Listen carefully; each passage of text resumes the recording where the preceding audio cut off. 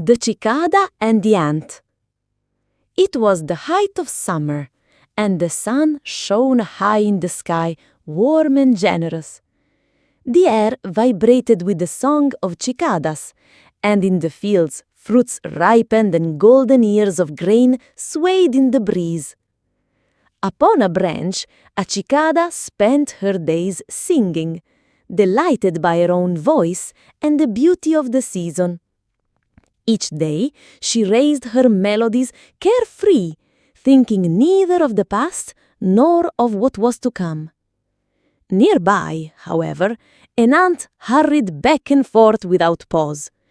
With great effort, she carried seeds, crumbs, and grains of wheat much larger than herself.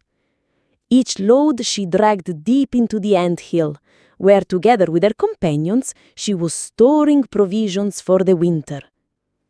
The sun beat down harshly. The ground was scorching, yet the ant never stopped. Seeing her so busy, the cicada laughed and called out teasingly, "Dear ant, why do you tire yourself so? Look at how beautiful the sky is. Listen to how my music fills the air. Come sing with me and enjoy the summer. Winter is far away." But the ant, without ceasing her work, replied, "I think of what is to come.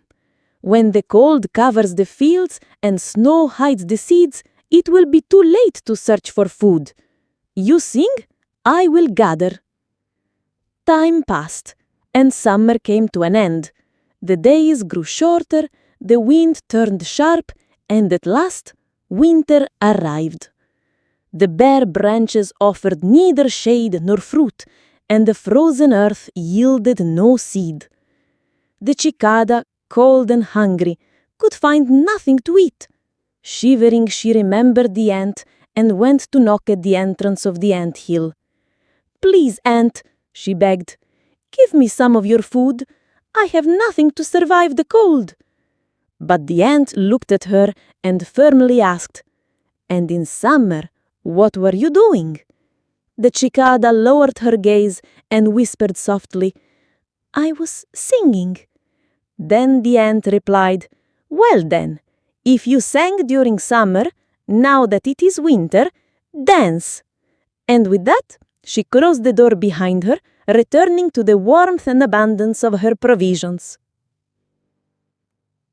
Moral: those who live only for the present and neglect the future may find themselves unprepared when hardships come.